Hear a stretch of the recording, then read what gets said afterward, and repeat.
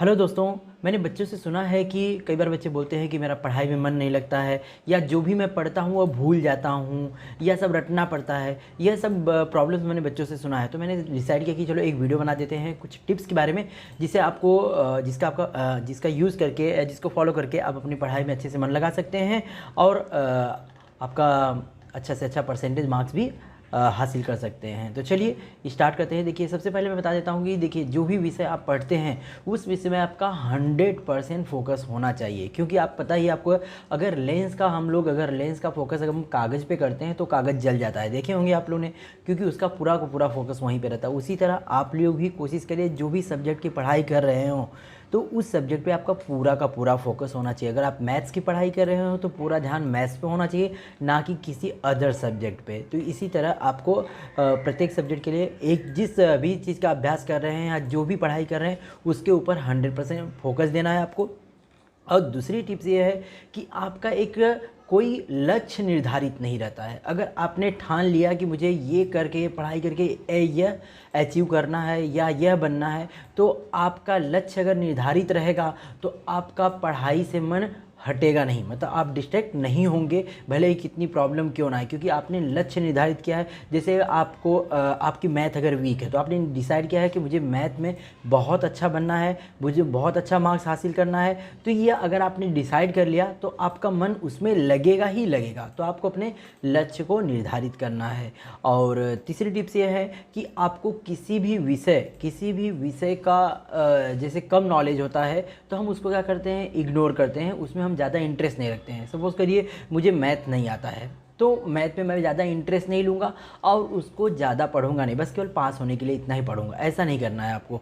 Okay, आपको उस subject में रुचि बनानी पड़ेगी। और कैसे बनेगी, जब आप उसको बार बार पढ़ेंगे और अच्छे से अभ्यास करेंगे तो आपके ऑलरेडी इंटरेस्ट उस सब्जेक्ट के प्रति हो जाएगी। तो उससे क्या होता है, आप उस विषय में अच्छे से कर सकते हैं और इससे आपका उस विषय में मन भी अच्छे से लगेगा। और नेक्स्ट अगली बात यह है कि आप जब भी पढ़ाई करने बैठते हैं, तो मैंने कई बार बताया है वीडियोज़ में कि आपको जो आपके मोबाइल्स होते हैं, मोबाइल फ़ोन वगैरह दूर रखना चाहिए। क्योंकि आप पढ़ाई करने बैठते हैं तो कभी बच्चों का, किसी आपके दोस्त यार का अगर कभी व्हाट्सअप आ जाता है, या आप फेसबुक पे चले जाते हैं, इंस्टाग्राम पे चले जाते हैं, उससे भी आपका टाइम वेस्ट हो जाता है और मन आपका, जो आपका ध्यान है वह भंग हो जाता है। आपका मन वहाँ पे पढ़ाई में फिर नहीं लगता है, तब आप अपने मोबाइल में बिज़ी हो जाएंगे, बच्चों से चैटिंग करने में, दोस्तों से चैटिंग करने में बिज़ी हो जाएंगे। तो ये ध्यान दीजिए, जब भी पढ़ाई करने बैठते हैं तो एक ऐसे कमरे में बैठिए जहाँ पे यह साधन ना हो आपके पास।